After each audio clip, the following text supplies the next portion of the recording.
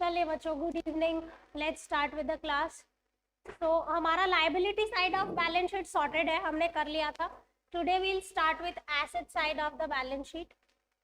Let's see, हमारे जो asset है वो मेजर दो हेड्स में ही डिवाइडेड है। कौन से दो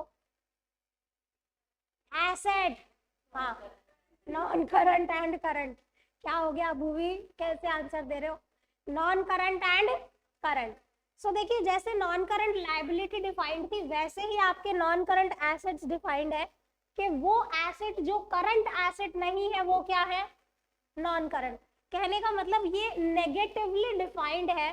the assets which are not current are non current. So इसके लिए आपको पता होना चाहिए कि करंट एसेट्स क्या है। बच्चों ये बिल्कुल वही 4 पॉइंट है जो आपने लायबिलिटी में पढ़े, same, no change. Current assets are those assets which are expected to be realised. Liability के लिए पेड था, एसेट्स के लिए क्या है? रियलाइज्ड है। expected to be realized or intended for sale or consumption in company's normal operating cycle or within 12 months, दोनों option है। और held primarily for the purpose of being traded, ऐसा कौन सा एसेट है जिसको आप खरीदने बेचने के लिए ही हेल्ड करते? स्टॉक, ठीक है। Cash and cash equivalents unless they are restricted from being exchanged or used to settle a liability for at least 12 months. Cash तो ठीक है, कैश यानी तो हार्ड कैश हो गया। कैश इक्विवेलेंट क्या होता है? हिंदी में बताऊं तो कैश या कैश के बराबर चीज है। तो क्या होती है ऐसी जो कैश के बराबर होती है? क्या हो सकता है? Fixed deposits, okay. और डिपॉजिट्स विद बैंक और मार्केटेबल सिक्योरिटीज जो आप विद इन, देखो कैश एंड कैश इक्विवेलेंट में बेसिकली वो वाली चीजें आती है जो विद इन 90 डेज कैश में कन्वर्ट हो जाती है, डेटर्स को छोड़ के। डेटर्स नहीं आते यहाँ पे। सो कैश और कैश इक्विवेलेंट में जैसे मान लो आपने कोई सिक्योरिटी खरीदी है जो विद इन 2 मंथ्स आप सेल ऑफ करने वाले, तो वो क्या हो गई? मार्केटेबल हो गई, मार्केटेबल सिक्योरिटी हो गई। So cash and cash equivalent का पार्ट है। मान लो आपके पास कुछ चेक इन हैंड पड़े हैं। चेक इन हैंड मतलब किसी ने आपको चेक दे रखे हैं, आपने अभी तक डिपॉजिट नहीं किए, क्या हो गए? बैंक बैलेंसेस हो गए, ड्राफ्ट इन हैंड हो गया। ये सारा कुछ क्या है? Cash and cash equivalent. 90 days का वो याद रखना है आपने। If asset meet any of the above condition, एक नहीं सारी फॉर नहीं करनी है आपने, कोई भी एक मीट जाती है तो हो जाएगा। कौन सी? रिपीट करो मेरे साथ। या तो ऑपरेटिंग साइकिल में कैश में कन्वर्ट हो रहा है, या फिर 12 महीने में कन्वर्ट हो रहा है, या फिर आपने उसको खरीदा ही है बेचने के लिए, ट्रेड करने के लिए, और या फिर वो कैश एंड कैश इक्विवेलेंट। याद हो गया? Very good. चलिए, किसी ने कुछ चैट विंडो में कौन हैंड रेस कर रहा है? ओके, बाय मिस्टेक, ठीक है। चलिए, सो करंट एसेट का पता चल गया। Now let us discuss in detail हमारे जो लाइन आइटम्स है। expected to be realized or intended for sale in normal operating cycle। Operating cycle समझाना पड़ेगा क्या? लाइबिलिटी साइड पे समझाया था। ऑपरेटिंग साइकिल वो पीरियड होता है when your raw material gets converted into cash again, ठीक है। You are not looking well तबे, ठीक है। ओके, आगे चलते हैं। Expected to be realised within 12 months. अच्छा, अब आपसे एक क्वेश्चन है। मान लो आपका ऑपरेटिंग साइकिल है 8 महीने का, और आपका जो करंट एसेट, जो एसेट हम बात कर रहे हैं वो 10 महीने में रियलाइज होगा, तो करंट है या नॉन करंट? 10 मंथ्स करंट है। क्यों? क्योंकि 12 महीने के तो अंदर ही है। दूसरा क्वेश्चन, अगर आपका जो करंट जो एसेट हम बात कर रहे हैं वो 14 महीने में रियलाइज होने वाला है, और आपका जो ऑपरेटिंग साइकिल है वो 15 महीने का है, करंट है अगेन, तो आपको या तो ऑपरेटिंग साइकिल देखना है या फिर 12 महीने देखने हैं, जो भी लेटर ऑन है उसे कंपेयर करना है, करेक्ट। देन डिसाइड कि ये एसेट लॉन्ग टर्म है या शॉर्ट टर्म है। ये सेम चीज, हाँ दोबारा एग्जाम्पल लेते हैं, डोंट वरी, अभी बताते हैं। चलो एग्जाम्पल से लो। ये किसने लिखा? ओके, एग्जाम्पल से समझो। हम एक एसेट का पीरियड लिखते हैं, ऑपरेटिंग साइकिल लिखते हैं, और यहाँ पे हमारा जो अकाउंटिंग पीरियड होता है वो कितना होता है? 12। मैं पहले एक लेती हूँ कि मेरा ऑपरेटिंग साइकिल 8 महीने का है और जिस एसेट की हम बात कर रहे हैं वो 7 मंथ्स में रियलाइज होने वाला है। करंट है या नॉन करंट? करंट है, ठीक है। दूसरा एग्जाम्पल लो, हमारा ऑपरेटिंग साइकिल जो है वो I'll take 13 months एंड ये वाला 11। अब बताओ करंट है, क्यों? करेक्ट। बेटा आपको एसेट का पीरियड कंपेयर करना है इन दोनों में से जो भी हायर है उसके साथ। समझ में आया? ये डिसाइड करने के लिए कि ये करंट है या नॉन करंट। और एग्जांपल देखते हैं। हाँ तो 11 है, हाँ हाँ तो करंट हो गया ना, करंट। हाँ अभी आ रहे हैं इस मुद्दे पे, चलो और एग्जांपल देखो। ये तो मेरा 12 ही रह रहा है।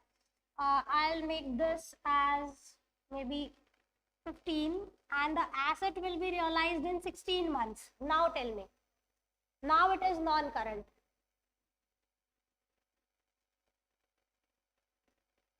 This is 12. Oh, 12 इसमें लिखा था। This is 12 and this is my 10 months और ये 11 है। अब बताओ ये भी करंट है, क्यों? क्योंकि 12 के तो अंदर ही है ना, चाहे ऑपरेटिंग साइकिल से ज्यादा है पर 12 के तो अंदर है। आपको इन दोनों में से जो बड़ा है अगर उसके अंदर है आपके एसेट का पीरियड तो वो करंट है। दोबारा समझाना है, इन दोनों में से विचएवर इज बिगर वन उससे आप अपने एसेट के पीरियड को कंपेयर करेंगे। अगर बिगर वन से ये अंदर अंदर आ रहा है तो करंट है, अदरवाइज ये नॉन करंट। सिंपल है बच्चों, ये 1 मार्कर क्वेश्चन आ सकता है तो थोड़ा सा आप लिखना चाहते हैं 2-3 एग्जाम्पल तो लिख लें। I am waiting. किसी ने कुछ चैट विंडो में लिखा है, till then I will go and read what it is written. Okay,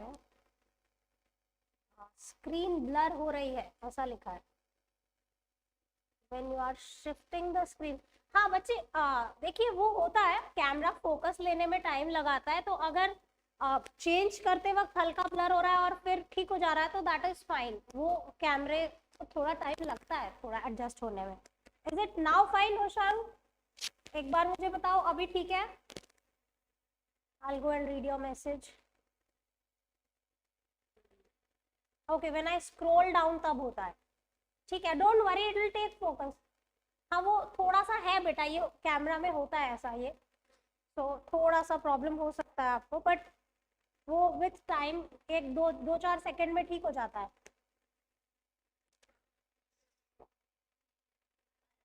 लिख लिया? चले वापस।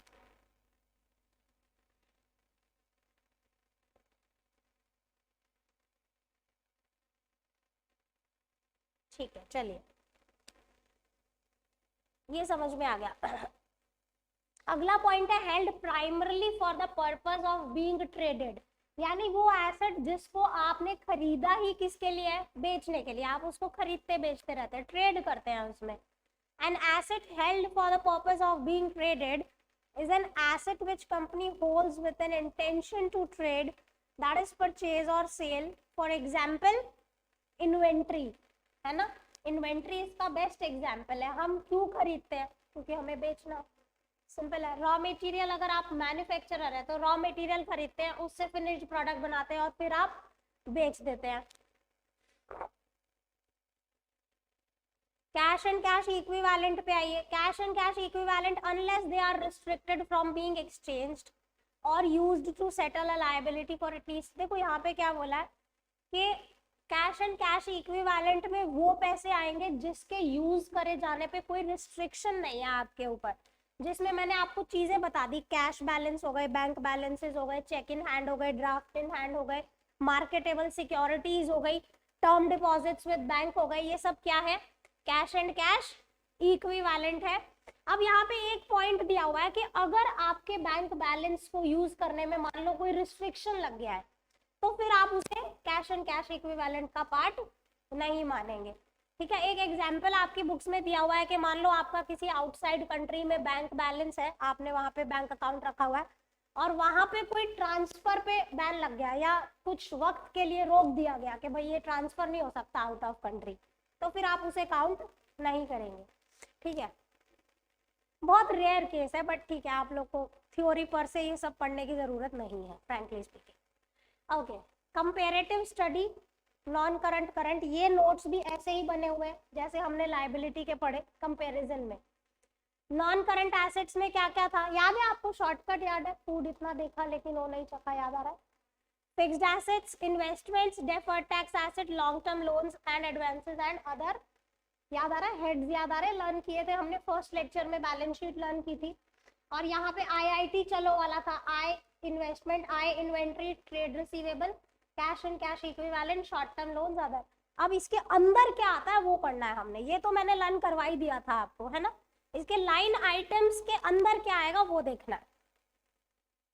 There are 5 sub heads of non current assets, property plant and equipment, उसे हम पहले पढ़ते हैं। Property plant and equipment and intangible assets are those which are held by the company, this is very important, not for the purpose of sale. यानी ये asset आपने इसलिए नहीं खरीदे हैं कि आप इन्हें बेच देंगे, तो क्यों खरीदे? बताओ क्यों खरीदे? बिजनेस को सपोर्ट करें, to facilitate your business, correct. They are used for long term to earn the profit, they can be categorised as, मैंने बताया था इसके 4 सब हेड है, एक टेंजिबल, दूसरा इंटेंजिबल, और अगर अंडर प्रोसेस है तो ये थर्ड और फोर्थ पॉइंट है। प्रॉपर्टी प्लांट एंड इक्विपमेंट जिसका कोई फिजिकल एग्जिस्टेंस है, ये टेंजिबल एसेट्स है। इनटेंजिबल एसेट्स जिनका कोई फिजिकल एग्जिस्टेंस नहीं है, गुडविल, ट्रेडमार्क, सॉफ्टवेयर, पेटेंट्स, ये सब कुछ आएगा। कैपिटल डब्ल्यूआईपी यानी ये वाले एसेट्स अगर अंडर कंस्ट्रक्शन है तो इसमें आएंगे, और इनटेंजिबल वाले अगर अंडर डेवलपमेंट है तो फोर्थ पॉइंट में, पूरा नहीं बना है, बनना बाकी है तो फोर्थ पॉइंट। यानी इन दोनों का आधा अधूरा क्या है? थर्ड और fourth, if they are under process. Non current investments क्या होती है? जो आपने लंबे टाइम के लिए पैसे इन्वेस्ट किए हुए हैं और आपका कोई इरादा नहीं है जल्दी से उसे सेल ऑफ करके अपने पैसे रियलाइज करने का। नॉन करंट के लिए हम बोलेंगे वो इन्वेस्टमेंट जो या तो 12 महीने या ऑपरेटिंग साइकिल के बाद आप कैश में कन्वर्ट करेंगे, वो क्या हो जाएंगी? Non current. Non-current investments are the investments which are held not with the purpose to resell but to retain them. Non-current investments are further classified into trade and other. Trade investments को कुछ इस तरीके से समझे कि आपने अपने business को सपोर्ट करने के लिए अगर कहीं पे कोई इन्वेस्टमेंट्स कर रखी है, बिजनेस को बढ़ावा देने के लिए अगर आपने कहीं कोई इन्वेस्टमेंट कर रखी है तो वो ट्रेड है। अदरवाइज आपके पास पैसे पड़े थे, आपने कहीं शेयर्स में डाल दिए, म्यूचुअल फंड्स में डाल दिए, तो वो क्या हो जाएगा?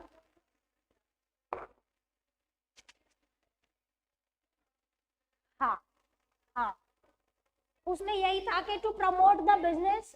हाँ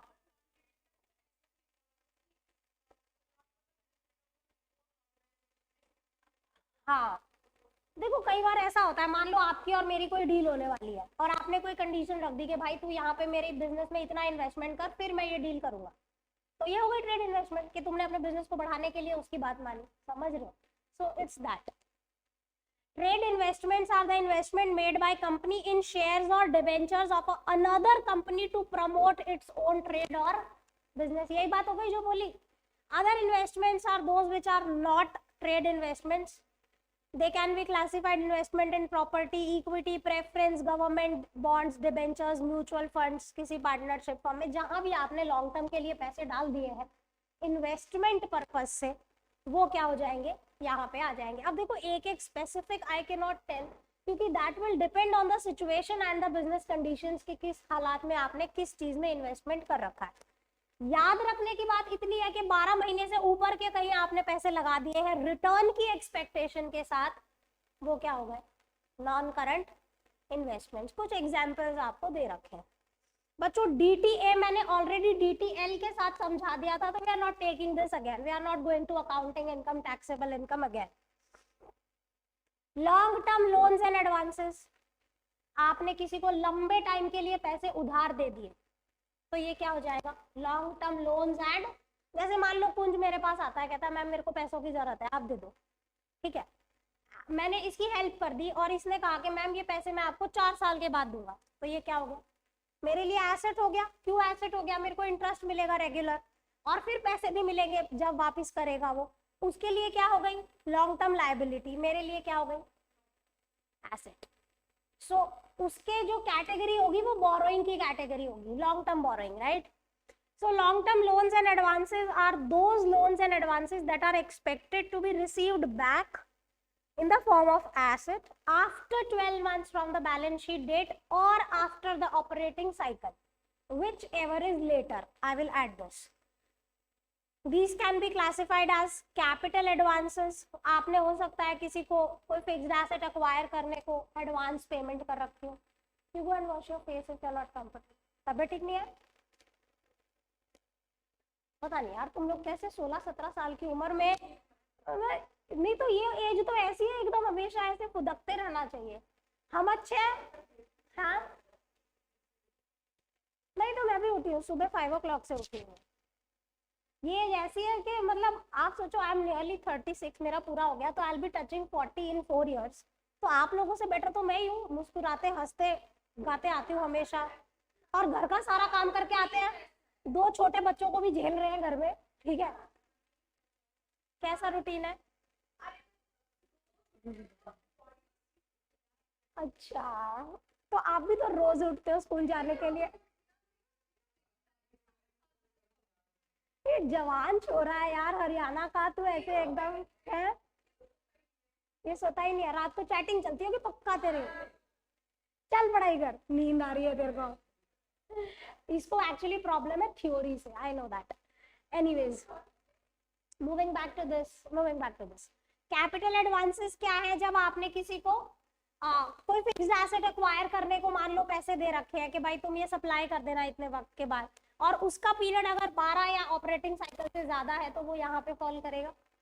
other loans and advances nature to be specified, कुछ आपको अलग नहीं दिया, बस याद क्या रखना है, आपने किसी को लंबे टाइम के लिए पैसे उधार दे दिए तो वो किस कैटेगरी में आएंगे, यहाँ पे आएंगे। अदर नॉन करंट में बचा हुआ सब कुछ आ जाएगा, अदर नॉन करंट में क्या आएगा, जो अबव 4 कैटेगरीज, यानी फिक्स्ड एसेट भी नहीं है, नॉन करंट इन्वेस्टमेंट्स भी नहीं है, डेफर्ड टैक्स एसेट्स भी नहीं है, long term loans and advances भी नहीं है, तो बचा हुआ सारा कहाँ चला जाएगा, लास्ट कैटेगरी में। देखते हैं क्या क्या हो सकता है, लॉन्ग टर्म ट्रेड रिसीवेबल्स, यहाँ पे बोला है कि अगर आपके कोई डेटर्स हैं जो 12 महीने के बाद रियलाइज होने वाले हैं, which is a very rare case, ठीक है, सो वो यहाँ पे फॉल होंगे। सिक्योरिटी डिपॉजिट्स आपने दे रखी है, जैसे होता है ना हम इलेक्ट्रिसिटी कनेक्शन लेते हैं तो भी सिक्योरिटी डिपॉजिट देनी पड़ती है, फोन का कनेक्शन लेते हैं तो भी सिक्योरिटी, उस फोन को रख दे जब तो जाएगा, मैं बता रही हूँ। तो एमिटी का फोटो देख के क्या होगा, मैंने तेरा संगठन बना देना यही, फोन इधर दे, बच्चे you are disrespecting teacher when teacher is talking and you are busy with your phone, this is a highly disrespectable situation for a teacher, thank you। वो पहले ही बैग में डल जाता, इतनी बात नहीं सुननी पड़ती, 4 बात बुलवा ही लेते हो मेरे से। एनीवेज क्या बोल रही थी मैं, क्या पढ़ा रही थी, सिक्योरिटी डिपॉजिट, हाँ तेरे को पता है मेरे को वैसे ही कम गुस्सा आता है, तो क्यों मेरे नेचर के खिलाफ जाने को मजबूर करता है। Security deposits that are given for a long period, that is for a period of more than 12 months or operating cycle, are classified as long-term advances. Example, security deposits for electricity and telephone. अब ये others में क्या आएगा, जैसे आप कोई क्या बोलेंगे इसको, जो फिक्टिशियस एसेट्स नहीं बोलते थे 11th में जो पढ़ा था, वो इस कैटेगरी में आ जाएंगे। Unamortized expenses, insurance claim receivable, amount due for asset sold, ये कुछ अदर कैटेगरीज है। See this is not an exhaustive list, this is just an illustrative list, समझ में आ रहा है। फिक्टिशियस एसेट, अरे वो हमने जो पढ़ा था ना, हैवी एडवर्टाइजमेंट एक्सपेंस था, अगर आपका कोई डिबेंचर डिस्काउंट है, loss on issue of debenture आपने अगर राइट ऑफ नहीं किया तो वो हो जाएगा।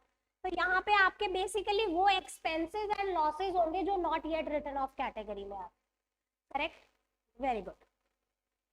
अब आ जाओ करंट एसेट्स पे, ये बहुत सिंपल है।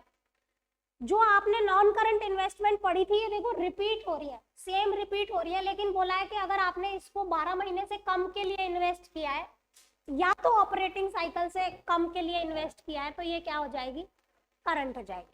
बाकी सेम रिपीट किया है, वही इक्विटी प्रेफरेंस सब कुछ रिपीटेड है, सेम चीज कॉपी पेस्टेड है। इन्वेंट्रीज, स्टॉक जिसमें आप डील कर रहे हो, ठीक है। इन्वेंट्रीज और stock are held for the purpose of trade. अगर आप मैन्युफैक्चरर हैं, आपके पास 3 तरीके की इन्वेंट्री होगी, एक आपके पास रॉ मटेरियल होगा, दूसरा वर्क इन प्रोग्रेस होगा, और तीसरा क्या होगा, फिनिश्ड प्रोडक्ट। अगर आप ट्रेडर हैं तो आपके पास सिर्फ फिनिश्ड प्रोडक्ट्स ही अवेलेबल होंगे। चलिए देखते हैं, रॉ मटेरियल्स हो गए, फिनिश्ड प्रोडक्ट हो गए, स्टोर्स एंड स्पेयर पार्ट्स हो गए, work in progress, stock in trade and loose tools. Loose tools, jigs, moulds जो होते हैं, अगर मैं आपको एग्जांपल बताऊं, जैसे वो डाई नहीं होती किसी चीज को शेप देने की जो बनती है, वो लूज टूल्स में आते हैं। मान लो आप केक बनाते हैं तो उसके जो मोल्ड्स होते हैं, part of loose tools, right. हाँ ऑब्वियसली ट्रेडर के पास तो नहीं होंगे ये सब।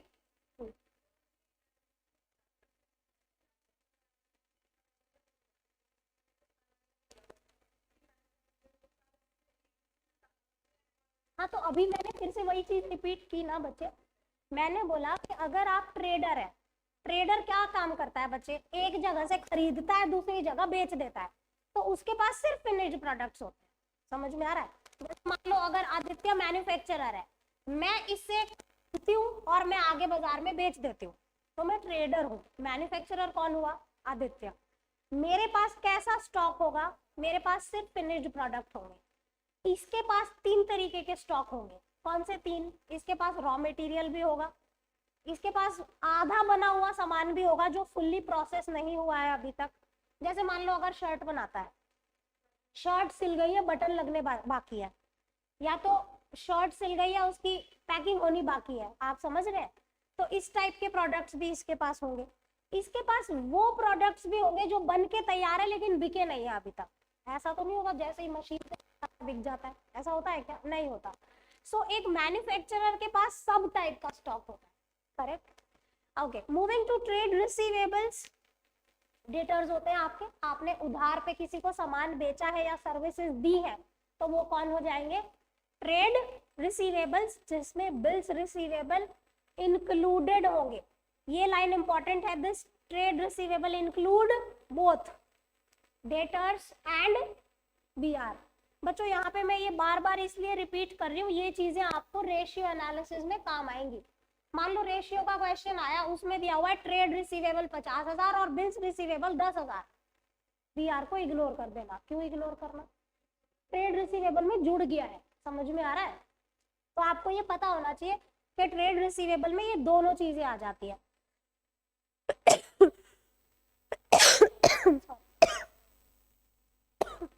Trade receivable means amount receivable for sale of goods or services rendered by the company in the normal course of business. They are classified as current if they are receivable. बच्चों अभी हमने ऊपर पढ़ा था कि अगर ट्रेड रिसीवेबल 12 महीने से बाद मिलने वाला है तो वो अदर नॉन करंट में जाता है, अभी पढ़ा था ना।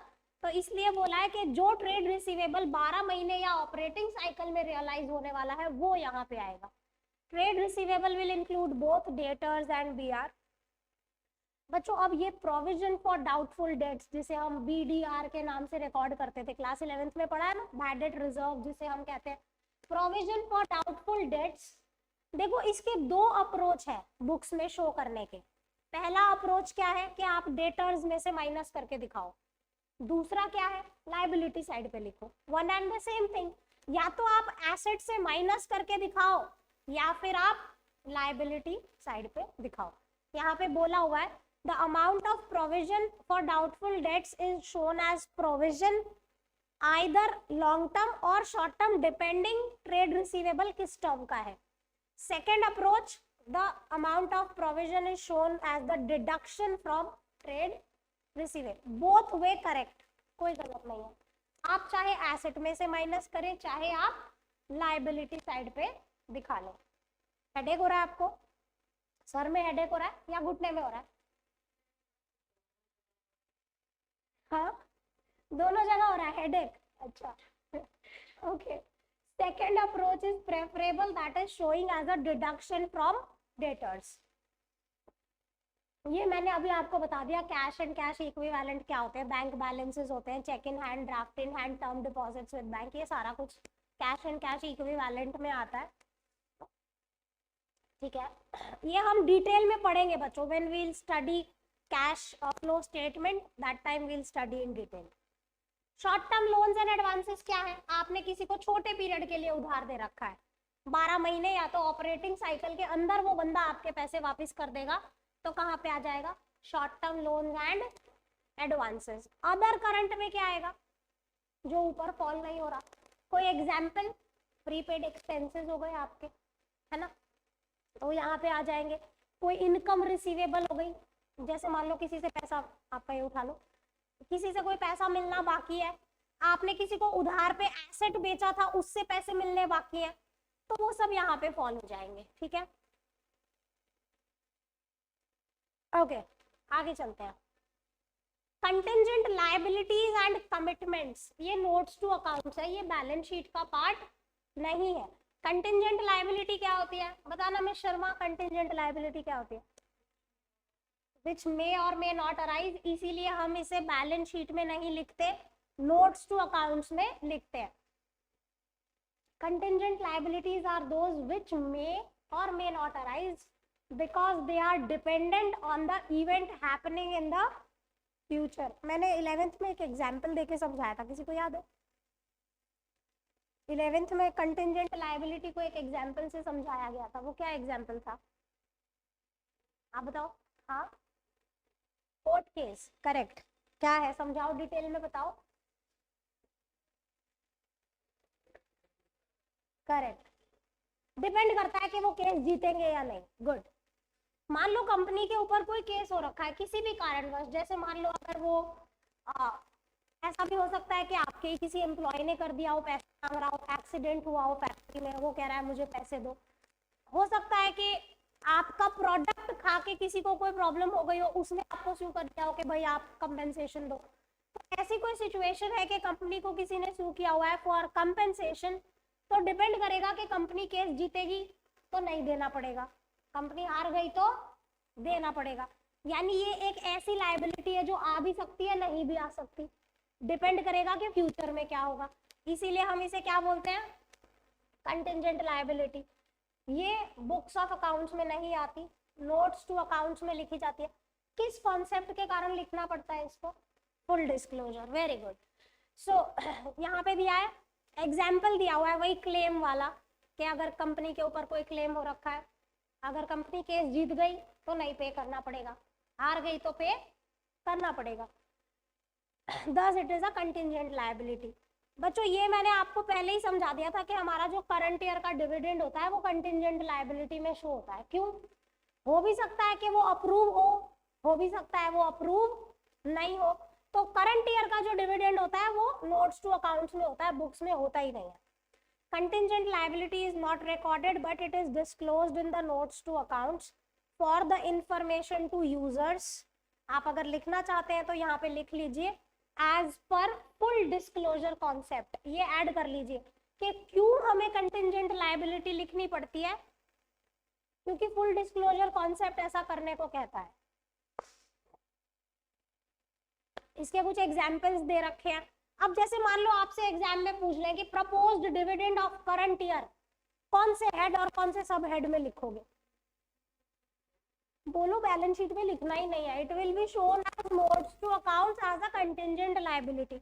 देखो पेपर टफ बनाना होगा, कंफ्यूज करने को वो कुछ भी पूछ सकते हैं, वो सीधा यही बोलेंगे कि प्रपोज्ड डिविडेंड कौन सा हेड कौन सा सब हेड।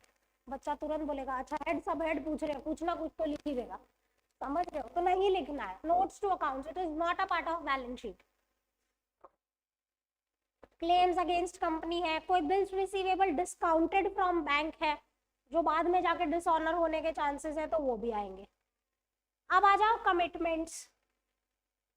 कमिटमेंट्स वो होते हैं बच्चे जो हमने हमने पता है कि हमें आगे जाके देने ही पड़ेंगे, आज की डेट में कोई फाइनेंशियल उसका इम्पैक्ट नहीं है बट फ्यूचर में हमें देना ही पड़ेगा, वो कमिटमेंट होती है। Commitment means financial commitment due to activities agreed to by the company, they are classified as estimated amount of contracts remaining to be executed. Uncalled liability, जैसे मान लो मेरी कंपनी है, भूवी ने मेरी कंपनी में इन्वेस्ट कर रखा है एज ए इन्वेस्टर, मैंने अभी सारे शेयर होल्डर से सिर्फ 8 रुपए मंगवाए हैं, 2 रुपए किसी से भी नहीं मंगवाए, वेट 2 रुपए किसी से भी नहीं मंगवाए, तो अब भूवी के लिए ये कमिटमेंट में आएगा कि भाई जब कंपनी मांगेगी मुझे देना पड़ेगा। समझ में आ रहा है? And any other commitments nature to be specified. बच्चों just give me a moment, just give me a moment.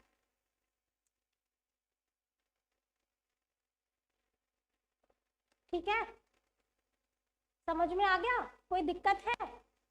Clear हो रहा है? तो हमारा यहाँ पे लायबिलिटी और एसेट, हाँ बोलिए क्या बोलना है? अच्छा आप हैंड रेस कर रहे हैं, ओके। सो यहाँ पे हमारा लायबिलिटी और एसेट साइड दोनों खत्म हो जाता है। स्टिल वी हैव टाइम, हम ऐसा करते हैं, हम पीएनएल का फॉर्मेट आज लर्न कर लेते हैं, लाइन आइटम्स हम अगली क्लास में कवर कर लेंगे, चैप्टर खत्म हो जाएगा।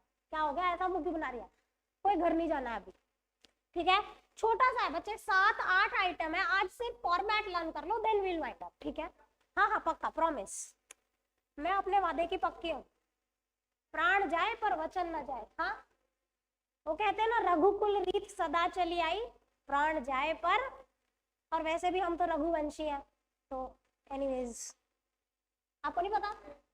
हाँ अग्रवाल जो होते हैं, वो अग्रसेन महाराज जो है वो राम जी की पीढ़ी में ही तो थे।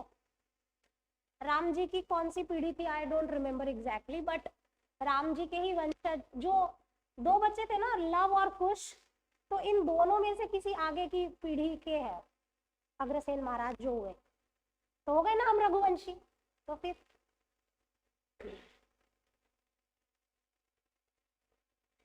व्हाट, चलिए बच्चे इसे लर्न करने की आज ट्राई करते हैं।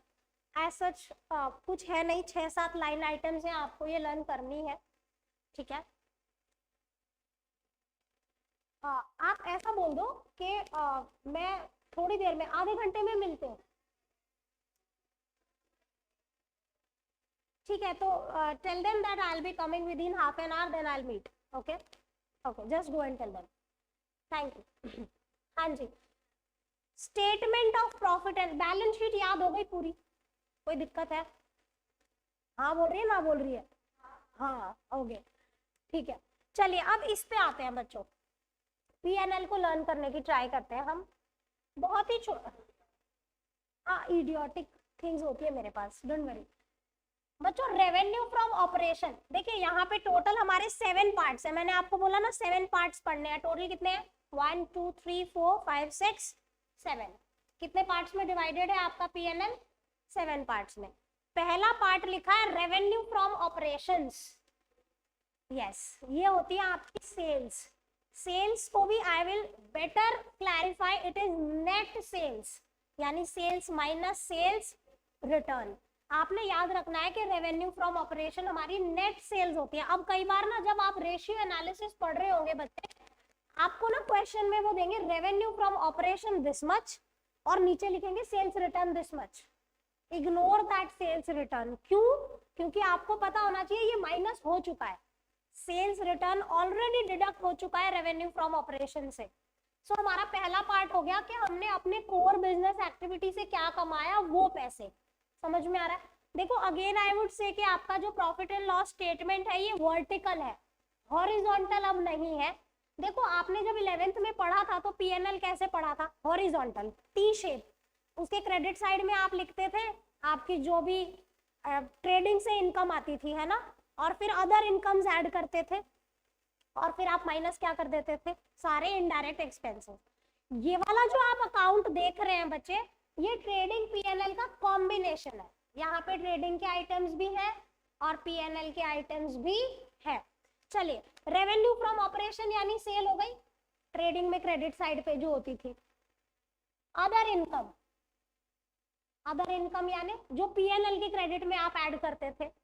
मैंने बोला ना ट्रेडिंग पीएनएल कंबाइंड है ये वाला, तो अगर कोर बिजनेस एक्टिविटी के अलावा आपने कोई इनकम अर्न की है, other incomes, dividend received, interest received, commission received, ऐसे जो भी, हाँ जो भी एक्स्ट्रा इनकम्स है other than your core business activity, वो यहाँ पे आ जाएंगे अदर इनकम्स।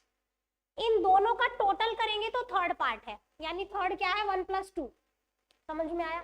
तो ये आपका क्रेडिट साइड का टोटल हो गया, इनकम्स का टोटल हो गया। समझ में आ रहा है? अब फोर्थ पार्ट में क्या लिखा हुआ है, एक्सपेंसेस। ये एक्सपेंस मैं लर्न कराऊंगी, 2 मिनट रुक जाओ।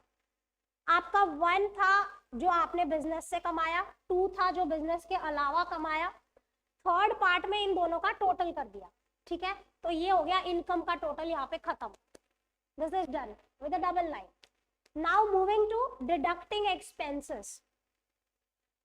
चौथे नंबर पे हम सारे एक्सपेंसेस को माइनस करेंगे, ये सारे एक्सपेंसेस लर्न करेंगे, अभी रुक जाओ। फोर्थ नंबर पे एक्सपेंस माइनस करो, टोटल रेवेन्यू माइनस एक्सपेंसेस क्या मिलेगा, प्रॉफिट बिफोर टैक्स। समझ में आया? टोटल इनकम में से मैंने खर्चे माइनस कर दिए, मेरे पास क्या बच गया, प्रॉफिट बिफोर टैक्स। अब टैक्स माइनस कर दो तो क्या बच गया, प्रॉफिट। समझ में आ गया? सिंपल है, ये लर्न हो गए। ऑन है। अब आ जाओ इसको लर्न करने पे। ये 7 चीजें कैसे लर्न होंगी। मैंने बहुत ही सिली सा shortcut, again I have some stupid things to remember this.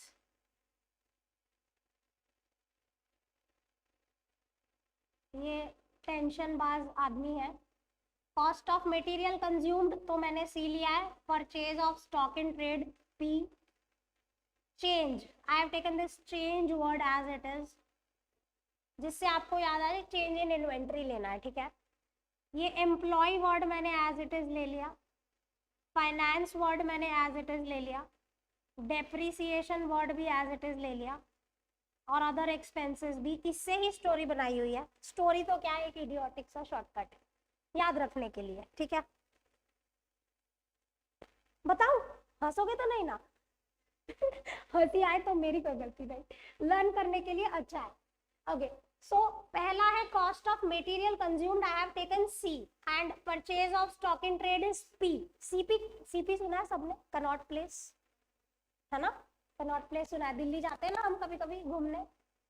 Okay, तो पहला हमारा क्या याद रखना है, CP, Connaught place, cost of material consumed and purchase of stock in trade. ठीक है,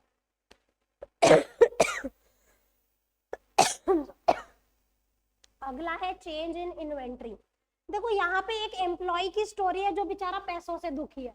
ठीक है, एम्प्लॉय की इनकम क्या होती है, लिमिटेड होती है, उसको हमेशा पैसों की टेंशन लगी रहती है। तो ये एक इस टाइप की मैंने स्टोरी बनाई हुई है। देखो सीपी, आप कौन कौन गया हुआ है सीपी? सीपी जाते हैं ना तो बहुत हाई फाई से लोग दिखते हैं हमें, है ना? वहां पे बड़े मतलब कूल से एक किस्म के बंदे घूम रहे होते हैं ऐसे हाई फाई से। सो उस टाइप से ये स्टोरी बनाई हुई है कि सीपी जाके चेंज आया एम्प्लॉय के माइंड में। एम्प्लॉय बेचारी नौकरी करता आदमी है, छोटी मोटी इनकम है उसकी।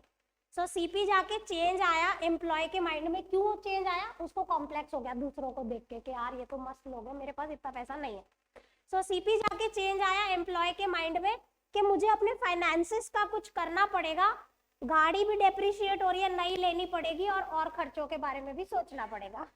तो ये मैंने इडियोटिक सा शॉर्टकट बना रखा है। ठीक है, I know this is silly, very stupid, but ठीक है, मेरे को याद हो गया तो आप लोगों को भी हो जाएगा। सीपी जाके चेंज आया एम्प्लॉय के माइंड में। क्या चेंज आया कि यार फाइनेंस का कुछ करना पड़ेगा, मेरी तो गाड़ी भी डेप्रिशिएट हो रही है और खर्चे भी बढ़ रहे हैं, तो अब कुछ ना कुछ तो जुगाड़ लगाना पड़ेगा पैसों का। मेरे को याद हो गया। यादव जी बोलेंगे I am smart enough to learn without this, I know that. Okay, so CP, cost of raw material and purchase of stock in trade, change in inventory। अभी हम डिटेल में अगली क्लास में पढ़ेंगे। मैं आपको ये भी समझाऊंगी कि ये ट्रेडिंग पीएनएल का कॉम्बिनेशन कैसे है। हम ट्रेडिंग पीएनएल बनाएंगे और फिर देखेंगे कि सारी आइटम्स इसमें आ गई या नहीं। ठीक है जी, employee benefit expenses, finance cost, depreciation. बच्चों ये डेप्री एंड अमोर्टाइजेशन क्यों लिखा है, कोई बताएगा? यस करेक्ट, डेप्री टेंजिबल के लिए होता है और अमोर्टाइजेशन इनटेंजिबल के लिए। और अदर एक्सपेंसेस जो अबव 6 कैटेगरीज में नहीं है वो इसमें आ जाएंगे। एक बार दोबारा रिपीट करेंगे, सीपी जाके चेंज आया एम्प्लॉय के माइंड में कि मुझे अपने फाइनेंसेस का कुछ करना पड़ेगा, मेरी गाड़ी भी डेप्रिशिएट हो गई है और बाकी खर्चे भी बढ़ रहे हैं। बस मेरे को याद है। कैसे याद है? हाँ बोलो।